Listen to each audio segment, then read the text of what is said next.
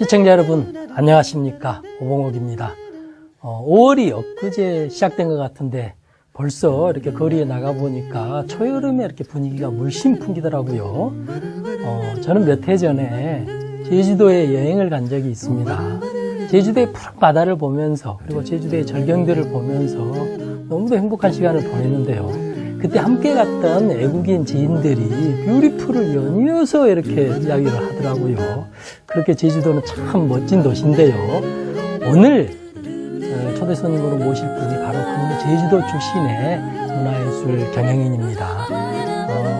그분을 모시기 전에 로버트 프로스트의 시 한 편을 먼저 들려드리도록 하겠습니다. 가지 않은 길, 로버트 프로스트. 단풍 든 숲속에 두 갈래 길이 있었습니다. 몸이 하나니 두 길을 가지 못하는 것을 안타까워하면서 한참을 서서 낮은 숲으로 꺾여 내려가는 한쪽 길을 멀리 끝까지 바라다 보았습니다. 그리고 다른 길을 택했습니다.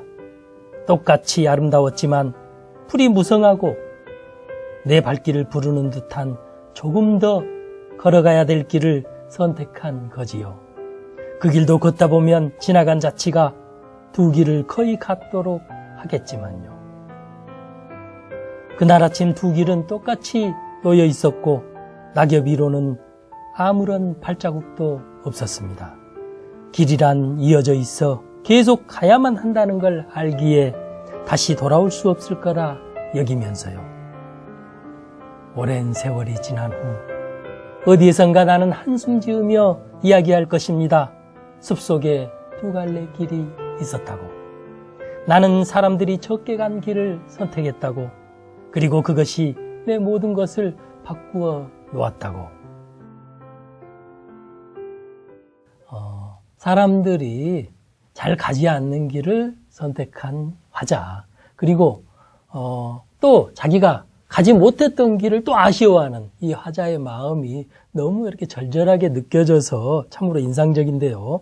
오늘은 그렇게 늘 새로운 길을 가고자 했던 분, 그리고 개척해 오신 분을 모셨습니다. 문화예술계의 아이디어 뱅크라고 소문이 자자한 예술의 전당 고학찬 사장님이십니다. 어서 오세요. 반갑습니다. 사장님은 제주도에서 태어나셨는데요. 이맘때 제주도는 어땠는지 참 이렇게 궁금하네요. 이맘때 제주도 풍경. 제주도는 서울보다 따뜻하죠. 네. 제가 입학할 때쯤 되면은 벚꽃이 집니다. 서울보다 빠르면 한 달 정도 바를 수 있는데 지금은 지금 이 시점이면 아마 꽃은 다 떨어졌지만은 나무가 무성하게 자랄 때 그때쯤이죠. 그리고 바다가 유난히 색깔이 파란 그런 시즌입니다. 그리고 5월 15일은 스승의 날이잖아요. 그런데 제주도에서 이렇게 성장하면서 만난 특별한 그 스승이 계신지도 궁금하고요. 또 워낙에 창의적인 분이시라서 어린 시절에 어떻게 이렇게 성장했는지 아주 특별한 아이였습니까? 제가 약간 예술가적인 DNA가 있습니다. 그건 누구한테서 얻어진 건가 하니 제주도 바다가 저를 그렇게 만들었어요. 우선은. 왜냐하면 제가 바로 바닷가에 살았는데요. 어렸을 때 밤이 되면 바람이 바다에서 육지로 붑니다. 그럼 파도 소리가 들리죠. 저는 자장가가 어머니의 웡이자랑 하는 자장가에다가 반주를 누가 놓았느냐? 파도가 넣습니다. 그래서 제 이 몸속에 특히 음악적인 그런 DNA가 그때 생성했다고 저는 봅니다. 그리고 저희 선생님이 한 분 계셨어요. 제 중학교 1학년 때 새로 부임해 오셨는데 남자 학교에 여자 선생님이 오셨는데 문정열 선생님이시고 지금도 살아계십니다. 80이 훨씬 넘으셨는데 그분이 저에게 학교에 풍금 하나 딱 있던 시절입니다. 서울에서 공부를 하고 내려오셔가지고 그때 저에게 무슨 노래를 가르쳤는가 하면요. 지금도 기억나는 노래가 있습니다. 안디 무직이라는 노래 있습니다. 음악이라는 노래인데 슈베르트 작곡입니다. 그 당시에 그 제주도에서 그런 노래를 중학교 1학년짜리가 부른다는 건 어려웠어요. 그런데 선생님이 제가 노래를 잘하니까 그걸 가르쳤어. 그 노래 아세요? Du holde Kunst in wie grau en Stunden. 이런 노래를 독일어로 된 노래를 말해요. 그 중학교 1학년짜리한테 가르쳐 주신 선생님, 정말 고마운 선생님이 지금도 살아계시고 제가 전당 사장이 돼가지고 제가 서울에 모셨습니다. 굉장히 좋아하시더라. 그 제주도의 바닷가에서 이렇게 태어나셨다고 하니까 이렇게 싹 다가오는 게 있어요. 저는 느껴지는 게 있습니다. 이를테면 창의성이라는 게 이렇게 사고가 톡 트여야지 이렇게 창의적인 사고가 나오는데 늘 이렇게 수평선을 바라보면서 끝없이 펼쳐진 수평선을 바라보면서 이렇게 살아오셨기 때문에 그렇게 자유로운 사고, 툭 트인 사고가 나오지 않았을까 그런 생각도 드네요. 그런 겁니다. 예를 들어서 제가 학교에 갔다 오면 바다를 바라보는 게 제 일상입니다. 그럼 무슨 생각을 하냐? 저 바다 수평선 너머에 뭐가 있을까요? 어떤 사람이 살까? 어떤 세상이 있을까? 하는 것이 저한테는 큰 호기심이었습니다. 그래서 그때 제가 어떤 세상을 바라보는 데 있어서 호기심이 남달랐어요. 그래서 제가 지금까지 새로운 길을 걸어온, 새로운 길을 모색한 그 이유 중에 하나가 어렸을 때부터 어떤 호기심이 많아가지고 내가 가져보지 않은 직장, 가져보지 않은 일에 대해서 하고 싶은 일, 그런 그 호기심이 많았던 거죠. 그 당시에 그 한양대 연극영화과를 다닌다고 하면 딴따라라 해가지고 그렇습니다. 좀 이렇게 폄하하던 시절이기도 했는데 특히 그 부모님께서 반대도 좀 심했을 것 같은데요. 저는 예상외로요. 저는 굉장히 모범생이었습니다. 굉장히 모범생이었어요. 그러니까 제가 뭘 한다는 것에 대해서 집에서 반대를 하지는 않았습니다. 하지만 저는 물론 이제 1차는 뭐 소위 말하자면 최고의 인류대학의 시험을 봤어요. 근데 다행인지 불행인지 떨어졌습니다. 그래서 저는 바로 그날 한양대학교 연극영화과 말하자면 원서를 받아갖고 왔어요. 저는 그렇습니다. 물론 사람들이 인간 만사 세웅지 마라고 하는데 제가 4학년 졸업을 하고 TBC PD 시험을 보러 시험장에 갔더니 지금 성균관대학에서 시험을 봤습니다. 그때 그 자리에 나랑 같이 고등학교를 졸업해서 소위 최고의 학교에서 공부한 친구랑 동창생이 만났어요. 나는 딴따라과 나왔고 그 친구는 좋은 대학에 좋은 과를 나왔어요. 근데 시험을 봤는데 내가 됐어요. 그래서 사람들이 아니 어떻게 연극영화과 소위 딴따라과 나온 학생이 그 시험을 통과할 수 있느냐. 그때 그 말하자면 PD 시험이 어려웠는데 그래서 제가 서울에 한양대, 중앙대, 동국대학 세 학교만 연극영화과가 있었어요. 그 당시에.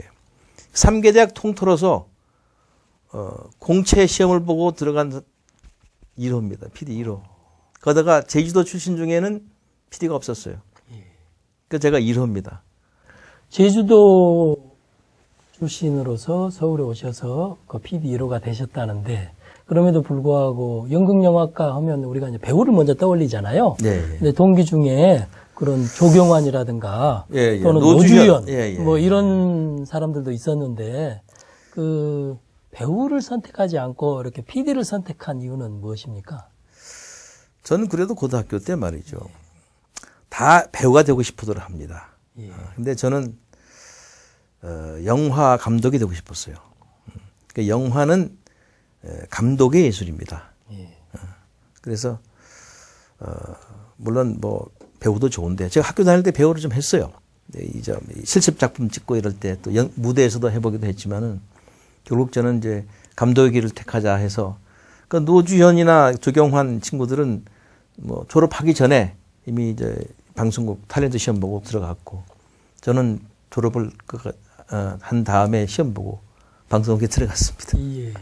그런데 25살에 TBC PD가 되어가지고 1년 만에 그런 그 손오공이라는 그 프로그램을 데이트 시켜가지고 스타 PD가 됐잖아요. 선배들이 해오던 그런 그 소위 이 문법, 예.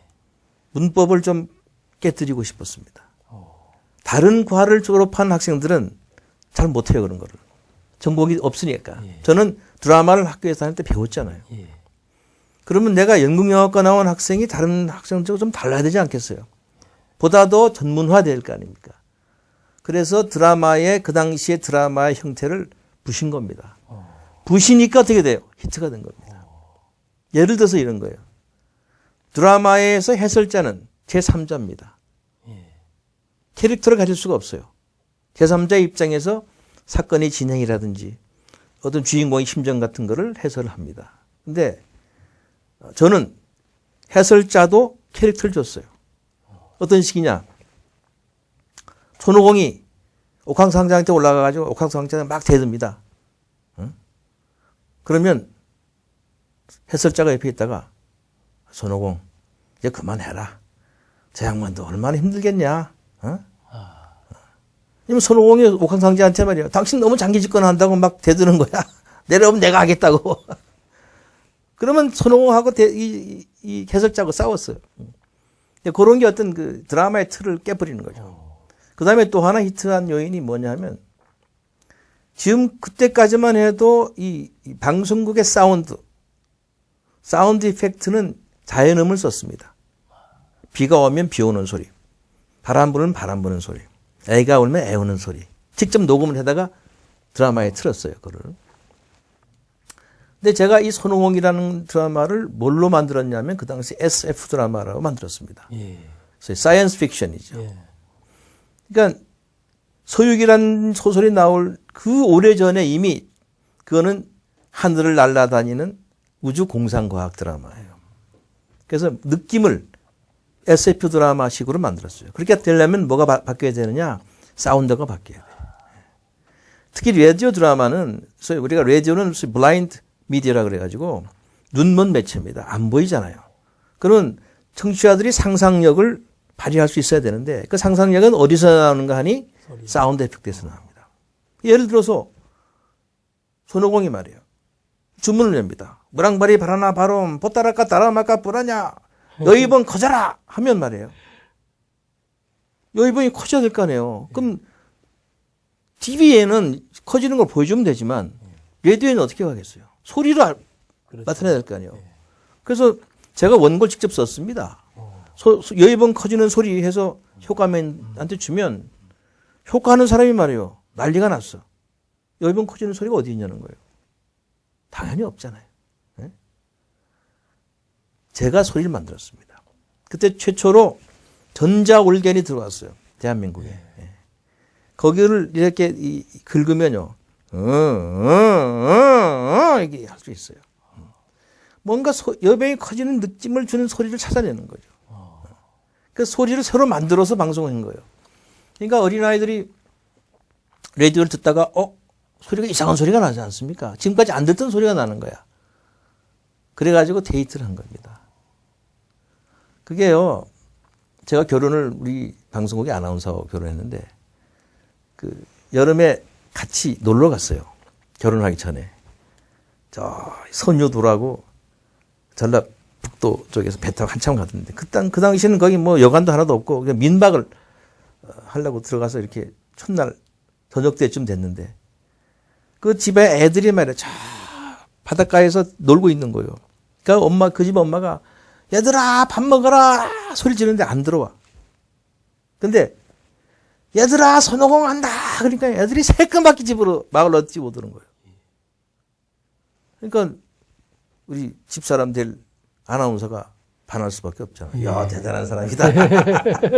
그랬을 것 같아요. 손오공 때문에 제가 결혼을 하게 됐어요. 예. 맞아요. 우리 어렸을 때 그 라디오나 TV 하나 히트치면 다 동네 사람들 몰려들어서 이렇게 듣고 그랬는데, 근데 사실은 그렇게 기존의 문법을 깨뜨린다는 게, 그리고 또 새로운 음향 하나를 개발한다는 게 이게 뭐 정말 말처럼 그렇게 쉬운 일이 아니잖아요. 정말 대단한 일인데, 그 뒤에 그 손오공 이후에 또 유쾌한 셀러리맨인가요? 네네네. 그것을 또 이렇게 프로를 만들어가지고 그것도 또 히트가 됐거든요. 예. 근데 그 프로그램이 이유는 또 뭐죠? 유쾌한 네. 셀러리맨이라는 것이 새로운 포맷입니다. 예. 그때까지만 해도 이 방송국에 뮤지컬이라는 장르가 없었어요. 신파극은 있었어요. 신파극은. 신파극은 이제 흘러간 옛 노래 나가고 뭐 드라마 나가고 하지만 드라마 안에서 그 노래 가사를 드라마에 녹여가는 그런 이 뮤지컬 형태는 없었습니다. 그 제가 이제 음악에 좀 그 재질이 있었기 때문에 새로운 장르를 만들자 해서 제가 제안한 게 손오공 이후에 제안한 게 유쾌한 셀러리맨입니다. 그때만 해도 그걸 작곡을 할 사람도 없고 가사를 쓸 사람도 없어요. 작가는 있었습니다. 그러니까 제가 그 작가가 써온 작품에다가 가사를 만들어 가지고 하루에 한 세 번 정도 세 곡 작사를 해가지고 곡도 지금은 안 돼요. 지금은 안 되지만 그 당시에는 가능했어요. 다른 작곡을 좀 인용해가지고 거기다 작사를 해가지고 그래서 소수남 하청일 노래시키고 백코러스는 그 성우들 내가 연습을 시켜가지고 그래서 만들어낸 겁니다. 거기도 이 사운드 이펙트가 특이했어요. 왜 그러냐면 드럼을 치지 않습니까? 음악할 땐 드럼으로 리듬을 맞추잖아요. 근데 드럼 필요 없다. 타이프라이터. 사무실 안에, 이게 사무실 이야기인데 사무실 안에서 소리 나는 게 뭐냐? 타이프라이터다. 지금은 타이프라이터 없었지만 그럼 예를 들어서 딴딴딴딴 이 타이프라이터 소리를 가지고 리듬을 맞췄어요. 그런 것 요소들이 새로운 시도하는 했는데 그런 요소들이 맥혀 들어가서 제가 만든 그 손오공하고 유쾌한 셀러리맨 동시에 방송 나갔는데 그게 전국 프로그램에 라디오에서 1위부터 10위 사이에 다 들어갔어요. 그래서 제가 어느 정도 실력을 인정받았어요. 그 당시에. 예. 그러다가 이제 텔레비전으로 예. 올라갔죠. 놀랍습니다. 저기 그 드럼 소리를 타자기 소리로 드럼 소리를 효과음을 냈다고 하니까 정말 재밌고 놀랍고 그러네요. 그렇게 두 개의 프로그램이 이렇게 히트를 치자 TBC에서 네네. 그 당시에 MBC의 그 코미디 프로그램 그 웃으면 보기와요를 이렇게 꺾기 위해서 TBC 프로그램으로 그 TV 프로그램으로 이렇게 옮기게 했잖아요. 그래서 이제 그 코미디 프로를 이렇게 맡겼다고 그러네요. 예. 제가 이제 라디오에서 텔레비전으로 올라가게 된 것은 그 당시 TBC 텔레비전이 다 이기는데 코미디 프로를 못 이겼어. MBC한테. MBC의 웃으면 보기와요가 오래된 프로가 있었어요. 그렇죠. 그래서 그걸 대항해서 만든 게 좋았군 좋았어라는 걸 만드는데 별로 이제 히트를 못 쳤어요. 조금 웃으면 보기와요보다 좀 처졌어. 그러니까 이제 방송국에서 그 라디오에 그 뭐 좀 잘하는 친구 있다는데 걔 좀 올려봐. 그래서 제가 텔레비에 가가지고 그 프로를 했습니다. 근데 그 프로그램을 하면서 제가 시도했던 게 동물 코미디였어요. 동물 코미디. 그게 뭐냐? 강아지가 출연해요. 강아지가. 강아지가 출연하는데 그 강아지 역할이 뭐냐면 우리가 강아지를 볼 때 불쌍해 보이잖아요. 천만에 강아지들이 볼 때는 인간이 불쌍해요. 강아지 눈에 비친 인간 생활을 한번 코너를 만들어보자 하는 게 제 아이디어였어요. 역발상이네요. 네. 예를 들어서 이런 겁니다. 남편이 뭐 직장 동료들하고 뭐 룸사롱 가서 술 한잔 먹고 말이에요. 밤 늦게 술 취해서 들어가잖아요. 그럼 이제 부인이 아니 어디 갔다 이제 와요. 그러는 말이야. 그 우리 김상무 저 상을 당해가지고 말이야 상가에서 한 잔 먹고 오는 길이야. 그럴 때 강아지는 그 들어오는 아저씨의 구두의 냄새를 맡으면서 오늘 좋은 데 갔다 왔구만. 냄새가 다른데 뭐 그런 코너입니다. 예. 그래가지고 인간 말하자면 가정생활 이런 걸 풍자하는 그런 코너에서 히트를 했습니다. 근데 그 브리카라는 강아지였는데 그게 나가고 나서 제가 대한민국 동물 매니저 1호입니다. 그 강아지가 인기가 이제 생기니까 그러겠네요. MBC 수사반장이다 무슨 어린이 드라마다 이런 데서 강아지를 섭외로 오잖아요. 그럼 그 강아지 주인이 이건 TBC의 그 고학찬 PD가 매니저입니다. 그 사람한테 허가를 받아야 돼요. 그럼 전부 나한테 와서 프로그램 출연 좀 시켜주십시오 해가지고 제가 그 당시에 동물 그 말하자면 매니저 1호를 내가 한 사람입니다. 그런 역발상이 또 쉽게 나오는 건 아니죠. TBC PD로 그렇게 잘 나가던 시절에 또 이렇게 예식장 운영을 하셨더라고요. 또 예식장 운영이 또 아주 또 방식이 또 독특해요. 제가 사실 뭐 장사를 해보지는 않았고요. 사업을 그때 처음 했습니다. 근데 제가 왜 그걸 하게 됐냐면 제가 무슨 일이 있어서 구로동을 갔는데 구로동이 그때 막 그 공업 단지가 조성될 때예요. 그래서 시골에서 많은 젊은이들이 올라와서 공장에서 일을 하기 시작했습니다. 근데 그 당시엔 기숙사들이 없어가지고 그 동네 그 집에 새를 들어 살았는데 그 많은 공원들 유치하려고 보니까 아주 집을 작게 만들어서 방을 그래서 어느 방에는 혼자 살기도 하지만 어느 방에는 둘이 살고 어느 방에는 심지어는 아이까지 낳아서 셋이 살기도 하고 그렇더라고요. 그래서 내가 여기다가 예식장을 하나 만들어서 결혼식이라도 올리게 하자 하는 생각으로 그 예식장을 하나 만든 겁니다. 그래서 예식비는 받지 않고 대신에 이제 뭐 미장원비나 뭐 이런 거는 사진값은 내라. 그래가지고 그 예식장을 시작했는데 그것도 대박이 났어요. 왜 났냐 하면 결혼식을 안 하고 살다가 집에다가 부모한테 알려서 올라와 가지고 그래도 양가의 부모의 축복하에 살고 또 어린아이는 얼마나 키우기 힘듭니까? 부모가 다 공장에 나가면 애 혼자서 집에 있잖아요. 할머니, 할아버지들이 시골에 데려다 키워주고. 그래서 아주 장사 잘 됐습니다. 뭐 돈을 많이 번 건 아닙니다만은. 근데 정말 제가 그때 그 예식장 하면서 이게 어떤 때는요. 신랑 입장, 신랑 들어오잖아요. 신부 입장, 신부가 없어요. 신부 대식에 가보면 대기실에 사람이 없어. 그 내가 어디 사는지 알잖아요. 그때 막 뛰어가. 그럼 신부가 방에서 혼자 울고 있어요. 그럼 내가 빨리 나와 해가지고 그냥 겨우 드레스 입혀가지고 신부 입장시키기도 하고 제가 뭐 신부 아버지 역할도 하고 신부 오빠 역할도 하고 사회도 봐주고 그렇게 했습니다. 예식장비를 받지 않고 그냥 뭐 사진값이나 또 내지는 뭐 다른 것으로 이렇게 좀 받았다고 하니까 그런 발상이 참 놀랍습니다. 그러다가 그렇게 예식장도 하시고 그러다가 그 TBC가 이제 언론 통폐합으로 인해서 KBS 이렇게 병합되잖아요. 네. 그러면서 이제 미국으로 건너가시더라고요. 네. 그래서 미국에 또 건너가셔서 예식장처럼 모자 장사를 해서 또 이렇게 돈을 많이 버셨다 그러는데 모자 장사는 어떻게 해서 시작한 겁니까? 그 당시 어떤 영화가 들어왔었냐 하면은 한참 유행했냐면 그 인디아나 존스라는 영화가 있었어요. 인디아나 존스. 예. 해리슨 포드. 그렇죠. 해리슨 포드 나오죠. 예. 그 영화를 보면 말이죠. 그 주인공이 동굴이 무너지는데 막 탈출하지 않습니까? 돌문이 이렇게 내려오는데 다치는데 빨리 지나가야 되잖아요. 근데 모자가 벗겨져요. 그 위기의 순간에 돌아서서 그 모자를 짚고 나가는 장면이 있습니다. 그래서 제가 뉴욕에 가서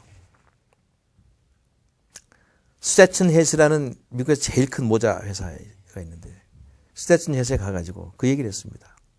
인디아나 존스 햇을 만드시오. 내가 무슨 패션 하는 사람도 아니고 모자 무슨 뭐 디자이너도 아닌데 그랬더니 난 미국이라는 나라가 참 재미있는 나라예요. 내가 누구냐고 물어보지도 않아요. 인디아나 존스. 매니저가 말이야. 직접 그거 좋다. 나한테 뭘 물어보는지 아세요? 그거 하면 넌 원하는 게 뭐냐? 그럼 내 롱아일랜드 판권을 나한테 달라. 내가 롱아일랜드에 살았으니까. 그래가지고 데이트를 줬습니다. 그 모자가. 인디아나 존스 햇이에요. 해리슨 포드 주인공 모델을 써가지고 본래 이 백인들은 모자를 잘 안 씁니다. 머리가 멋있잖아요. 노랑 머리 쫙. 흑인들이 본래 모자를 썼어요. 근데 이 인디아나 존스 햇이 나오면서 백인들이 모자를 썼습니다. 왜? 그 해리슨 포드가 백인이잖아요. 그래가지고 데이트를 쳤어요. 그 다음에 사장님께서 하신 게 또 한인방송을 미국에서 최초로 만드셨거든요. 예. 한인방송 하면 제가 뉴욕을 처음 갔는데 일본 사람하고 중국 사람들은 자기 나라 말 방송이 있어요. 근데 우리 코리아타운은 없습니다. 우리말 방송이 없어. 하나 있었는 게 이제 문선명 씨가 하던 통일교 방송이 일주일에 1시간, 라디오 1시간. 그리고 뉴욕 한국일보가 라디오 1시간. 뭐 그건 뭐 잘 못 들어요. 그래서 제가 뉴욕 시장실에 전화를 했습니다. 난 그냥 전화한 거예요. 그래서 내가 한국에서 온 어떤 사람인데 시장을 좀 만나게 해달라. 그러니까 이제 비서가 말이에요. 왜 그러냐 이거야. 내가 왜 중국 사람하고 일본 타운은 그들 방송이 있는데 왜 코리아 타운엔 코리아 방송이 없느냐. 내가 한국에서 방송하던 사람인데 나한테 기회를 달라. 나 시장을 만나면 내가 좀 얘기 좀 하고 싶다. 그랬더니 잠깐 기다리래요. 조금 있으니까 그 비서가 시장이 널 만나고 싶어 한다는. 역시 뭐 기회의 나라라고 하더니 다르구나 생각했습니다. 그래서 만나가지고 내가 아이디어를 냈더니 말이에요. 이 양반이 뭐라는지 아세요? 네가 방송 운영할 만한 재산이 있느냐, 돈이 있느냐가 안 물어봐요. 할 수 있냐? 오케이, 할 수 있다 그러니까 바로 비서를 부르다가 그때 그 당시 나한테 뭐라는지 아세요? 2시간, FM 매일 2시간을 이 사람한테 주라는 거예요. 그런 집에 왔는데 제 집사람한테 할 얘기가 없어. 방송국 하려면 맨입에 방송이 됩니까? 돈이 있어야 하잖아요. 제가 원룸, 미국의 뭐 스튜디오라고 하는 스튜디오에 살았습니다. 제가 딸 셋에 와이프까지 저까지 5식구인데 5식구가 한 방에 살았는데 그 방에다가 그 당시 코리아타운에 나가면 이 중고 제품 파는 데 가서 헌 마이크 뭐 또 턴테이블 녹음기 그거 갖다 놓고 방송을 시작했습니다. 애들 울면 여러분 죄송합니다. 애가 울어서 애 좀 재우고 나서 음악을 하나 들어주십시오. 그런 식으로 방송했어요. 뉴욕 시장이 참 멋진 시장이네요. 그분이 에드워드 카치라고 작년 2월 달에 돌아가셨어요. 참 좋은 사람이었어요. 저는 우리도 기회를 줘야 된다고 하는데 우리는 뭘 물어보냐면 돈을 물어봐요. 그렇죠. 너 자본이 있냐, 돈이 있냐, 사무실 있냐. 그렇죠. 아이디어가 좋으면 아이디어를 사야 되는데 돈 있는 사람에게 줘요. 그러니까 못하는 거죠. 돈 없는 사람은 생전가도 못해요. 뭐를. 예, 맞아요. 근데 미국이라는 나라가 뭐 이렇게 들으면 이상할지 모르지만은 그래도 그런 기회를 그 아이디어를 듣고 아이디어를 사주는 거죠. 그 점에 대해서는 굉장히 저는 감사한 생각을 하고 있습니다. 예. 그럼 이제 현재로 돌아와서 네. 현재의 이야기를 몇 가지 물어보도록 하겠습니다. 사장님께서 예술의 전당 사장님이 되신 지 지금 1년쯤 됐는데요. 1년 한 달쯤 넘었어요. 예. 근데 처음에 사장님이 예술의 전당 사장이 되었다는 그 소식이 전해지자 언론에서는 PD 출신이 이렇게 사장이 되었다고 해서 화제가 됐고 상당히 기대하는 바도 많았거든요. 그런 것들이 기대에 부응할 만큼 좀 많이 이루어진 겁니다. 글쎄요. 기대보다는 예. 좀 뭐랄까요. 비난이 좀 있었습니다. 아, 예. 제가 국회에 가서 예. 국정감사하는데 갔었습니다. 근데 어느 야당 국회의원이 나한테 그러더라고. 그 자리는 문화부 차관이 오는 자리인데 왜 일 없는 사람이 왔냐 이겁니다. 요즘 들으면 관피 아닙니까? 그렇잖아요. 근데 정부 관리가 가는 자리를 왜 내가 간다는 겁니다. 지금까지 제가 14대 사장인데요. 그동안 한 9분이 문화부에서 왔습니다. 그래서 저한테 상당히 우려도 있었고 또 뭐 그런 기대가 있었습니다만은 제가 그래도 그동안 열심히 일을 해서 제가 하고자 하는 일들이 조금씩 이제 빛을 보니까 조금 그래도 좀 안심하는 분들이 계세요. 다행이죠. 네. 근데 사장님 말씀대로 예술의 전당 그동안의 사장들이 관료들이 많았잖아요. 네. 그런데 사장님처럼 이렇게 사고가 굉장히 자유로우신 분이 딱 오니까 그 예술의 전당 직원들도 다 긴장했을 것 같고 그리고 또 많은 변화가 있었을 것 같아요. 제가요, 자그마한 얘기 할게요. 자그마한 얘기. 이건 진짜 별것도 아닌 얘기입니다. 예. 근데 이게 크게 변화를 시키는 거예요. 예. 어떤 거냐면, 우리 예술의 전당은 직원이 한 500명 됩니다. 그 중에 300명 이상이 다 외주 업체 직원들입니다. 예. 그 주차 관리하는 분, 무슨 표 받는 사람들, 경비원 아저씨들, 또 미화원 아주머니들. 근데 제가 와가지고 작년에 그 외주 업체 직원들에게 전부 표 3장씩 오. 제가 전당의 돈으로 표를 사가지고 드렸습니다. 아. 그러니까요, 어느 아주머니가 나한테 편지를 보냈어요. 전 누군지도 모릅니다. 뭐라고 보냈냐? 아, 사장님, 저는 전당에서 표를 받는 일을 10년 했습니다. 내 오페라 하우스에서 일했지만 오페라를 한 번도 본 적이 없습니다. 근데 사장님이 오셔서 표를 주시는 바람에 예. 제 가족이 전부 오페라를 한번 봤습니다. 저희 아들이 학교 가서, 야, 니들 오페라 본 사람 있어? 야, 우리 엄마가 말이야, 오페라, 표를 말이야, 전당 사장님이 선물해가지고 제가 봤다. 너무너무 고맙다는 거예요. 그러니까 외주업체 사람들이 신이 났습니다. 그 표 몇 장 때문에. 예. 그러니까 저는 지금까지 뭐 관리들이 와서 많은 그 좋은 일들 많이 했지만 저는 조금 감성적으로 접근합니다. 그래서 우리가 노사 문제 이런 거를 돈으로 해결할 수 없는 것들이 많지 않습니까? 예. 그런 거는 따뜻한 마음으로 해결하는 겁니다.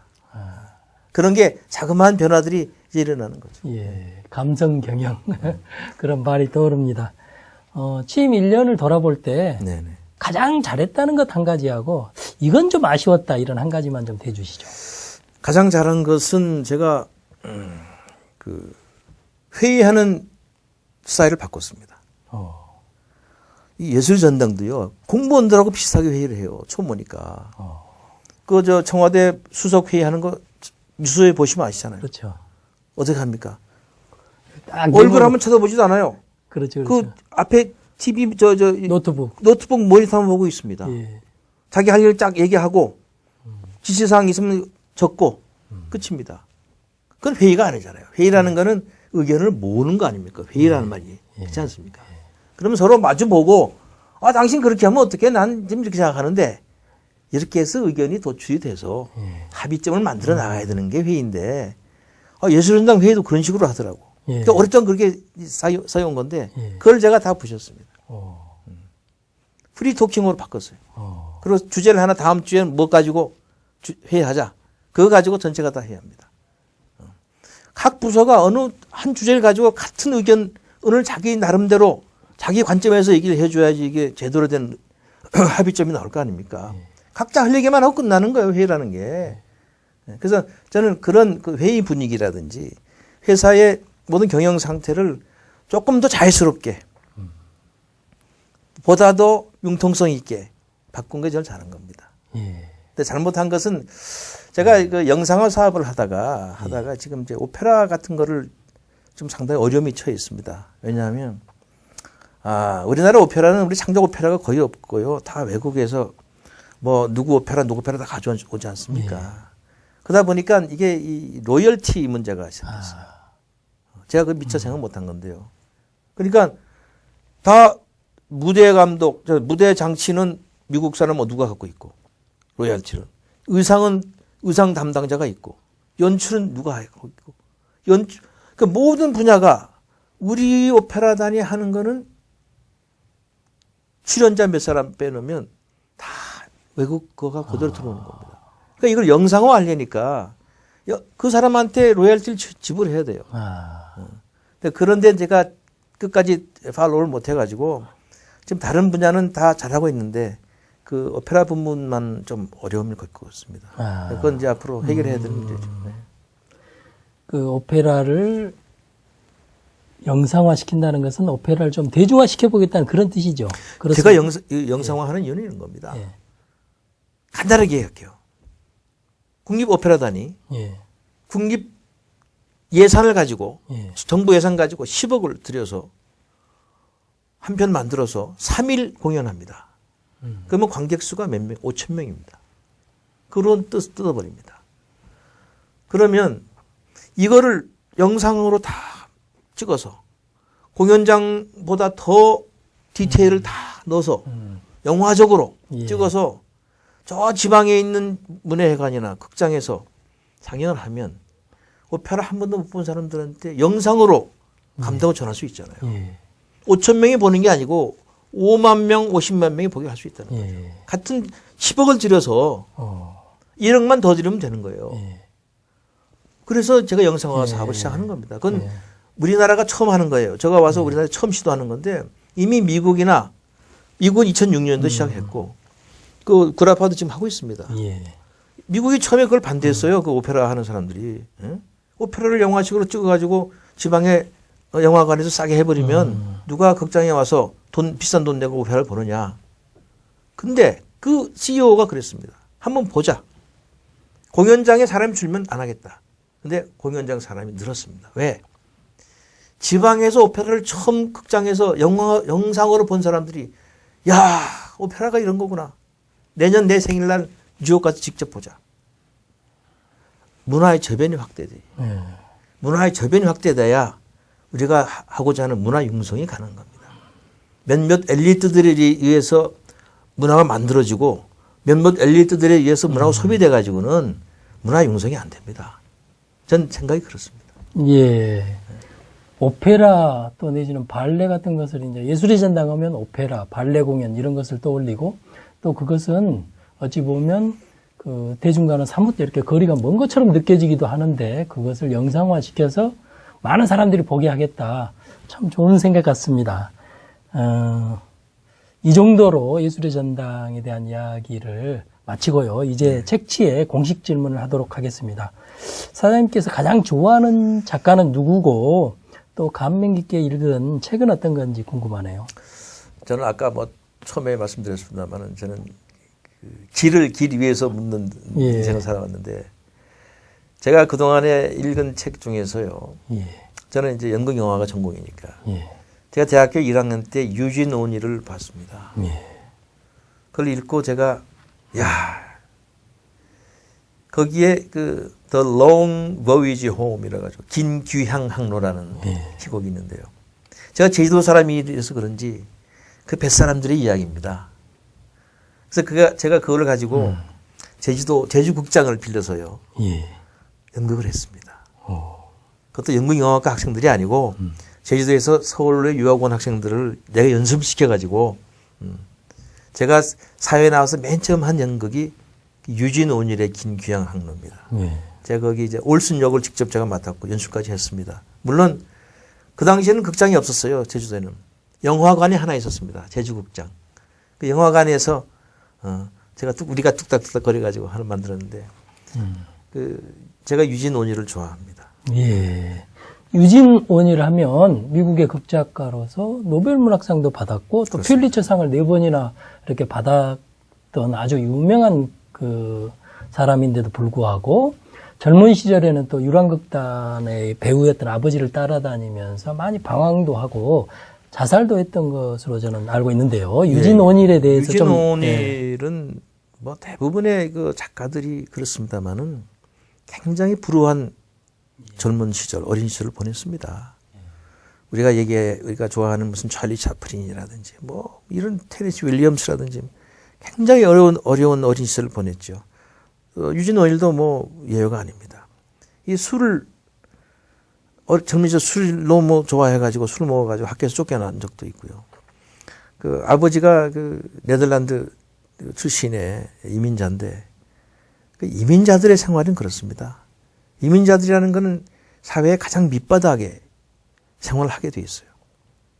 본토 사람들이 하기 싫어하는 일들을 해야 됩니다.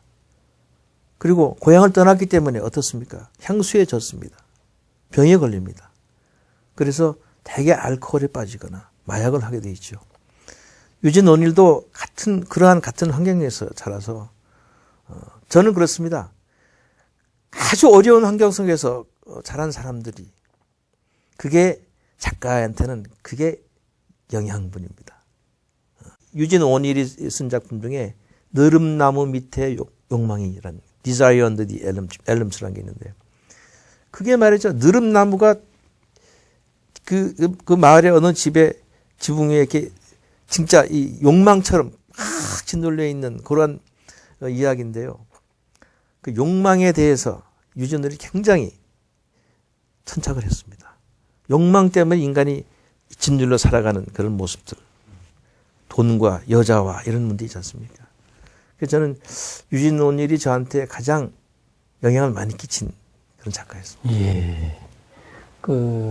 상업적인 그런 연극이 이렇게 반치던 시절에 유진원일의 작품은 지금 사장님께서 말씀하신 대로 삶을 느끼게 하고 또 세계를 느끼게 하고 또 뭐 그렇게 그 인간의 밑바닥의 정서를 느끼게 해서 많은 사람들에게 이렇게 감동을 주고 또 이렇게 선풍적인 그런 인기를 끈 것 같습니다.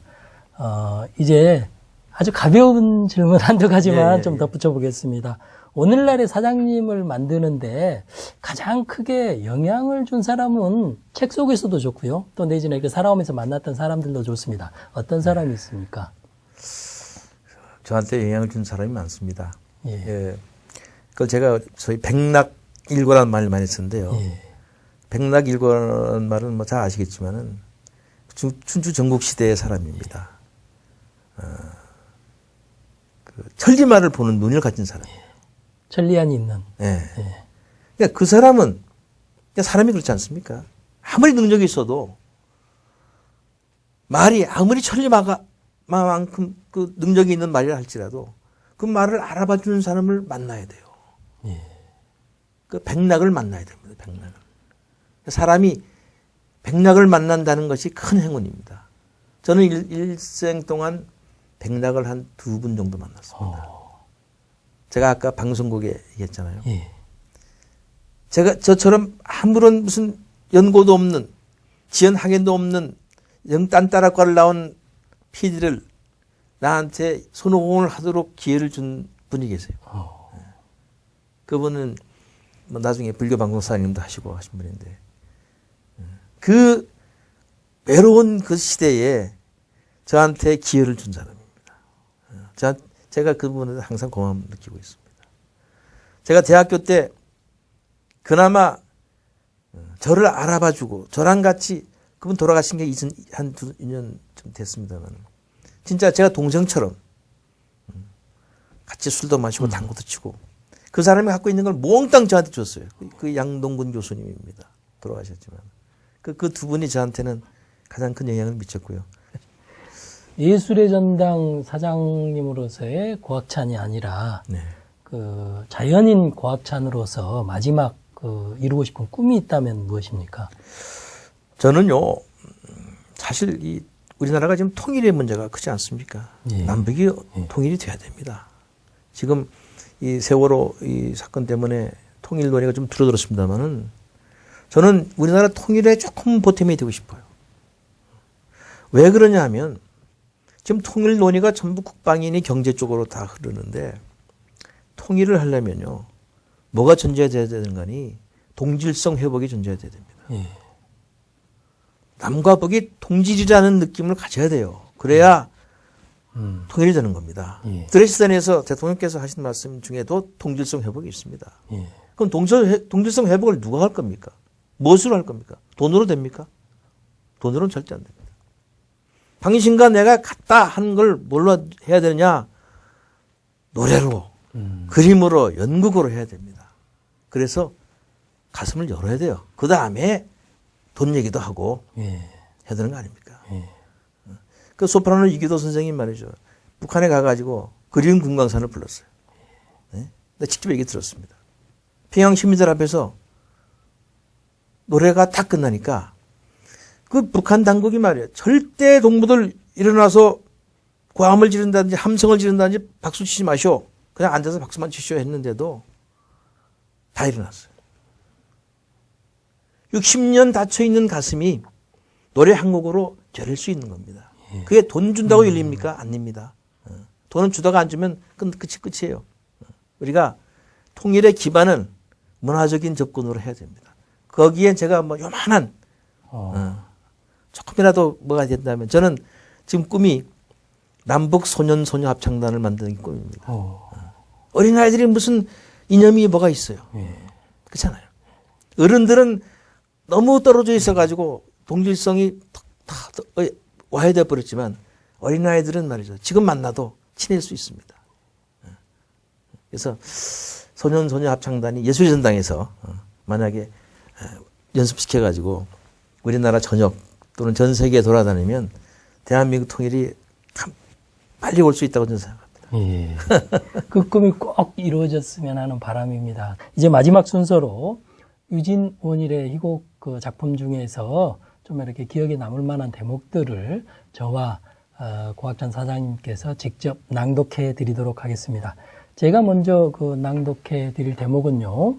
밤으로의 긴 그 요로라는 그런 원일의 작품 중에서 그 제가 이렇게 쭉 읽어보면서 찾아봤는데요. 그보다도 훨씬 더 이렇게 선명하게 뭔가를 생각하게 해주는 대목이 있더라고요. 그것은 밤으로의 긴 요로를 해설한 박윤정의 글 한 대목이었습니다. 제가 먼저 읽어드리도록 하겠습니다. 난 이 극을 번역하는 데에는 편치 않았다. 본의 아니게 불행했던 가족사의 여러 줄기들을 더듬고 있는 자신을 발견하게 되었기 때문이다.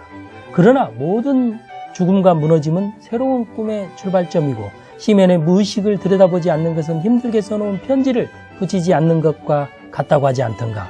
베이컨의 말처럼 상처는 들여다보지 않고는 치유할 수 없는 법. 담담하게 소화될 때까지 비극 앞에서 몸서리치는 그 순간이야말로 진정한 성찰과 회원의 행복한 시작일지도 모른다는 생각이 들었다. 뭐 이런 대목인데 잘 와닿은 대목이었습니다.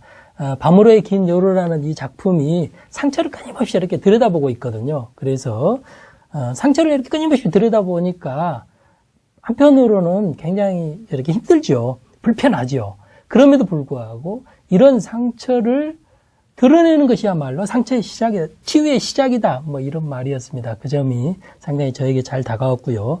이제 사장님께서는 또 유진 원일의 작품을 대학 다닐 때 직접 이렇게 연극을 해보셨으니까 그때 연극을 했던 기양 항로의 한 대목을 읽어드리도록 하겠습니다. 예, 제가 이 긴귀향 항로라는 그 시곡에 그 올순역을 직접 맡았습니다. 그래서 그러니까 몇 년 제가 1966년도니까 거의 한 50년 다 돼가는 얘기인데, 근데 제가 이 대사는 다 까먹었습니다만은 그 올순의 맨 마지막, 그러니까 이제 항구에서 술에 취해서 있는 돈 다 뺏기고 다시 배에 팔려 나가는, 근데 그것도 모르고 술이 취해서 하는 맨 마지막 그 대사가 이런 겁니다. 케이프혼이라고요? 어떤 사람들이 탔는지 모르지만 참 한심하구만. 몇천 살아 돌아오기 힘들 텐데.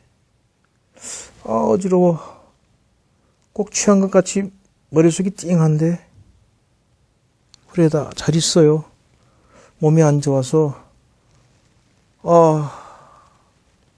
하면서 마룻바닥에 쓰러지는 장면이 마지막입니다. 그 다음에 그 올수는 이상한 배에 태워져 가지고 다시 바다로 나가는, 팔려 나가는 그러한 장면으로 이어지는데요. 제가 너무 한 지가 오래돼서 대사를 까먹어서 미안합니다. 기행기양의 그 항로의 한 대목을 낭독해 드렸는데 이 작품은 사장님께서 직접 연출하시고 또 이렇게 주인공도 맡았던 작품이라고 합니다. 정말 근사한 목소리로 해주신 것 같습니다. 이렇게 빡빡한 일정을 쪼개서 우리 오봉의 책지에 출연해 주신 것에 이렇게 깊은 감사의 말씀을 올립니다. 저는 정말 이렇게 즐거웠어요. 이렇게 살아오신 삶이 너무도 창의적인 삶이어서 많은 것을 이렇게 느끼게 해주고 저를 또 돌아보게 했던 시간이었던 것 같습니다. 여러분들께서도 그런 시간이 되었을 것으로 믿습니다. 이제 마지막 인사 시청자분들께 해주시죠. 시청자 여러분, 별로 재미없는 얘기를 끝까지 들어줘서 고맙습니다. 전 그래도 열심히 살려고 노력했습니다. 혹시 오늘 제 말씀 들으시고 조금이라도 보탬이 되는 일이 있었으면 참 저의 나름대로 보람이 있겠습니다. 그리고 혹시 예수의 전당 지나가는 길이 있으면 들려주십시오. 고맙습니다. 제가 좋아하는 한시 구절 중에 화개천지용이요 화락천지정이라는 말이 있습니다. 꽃이 피니 세상이 환하고 꽃이 지니 또 세상이 너무도 고요하다, 이 정도로 해석할 수 있는데요. 봄꽃들이 다 떨어진 그 초여름의 문턱에서 이런 고요함을 책을 통해서 더욱더 이렇게 깊어지고 또 사색을 해나가는 시청자 여러분이 되시기를 기원합니다. 그럼 저는 내주에 다시 여러분을 새로운 초대 손님을 모시고 찾아뵙도록 하겠습니다. 감사합니다.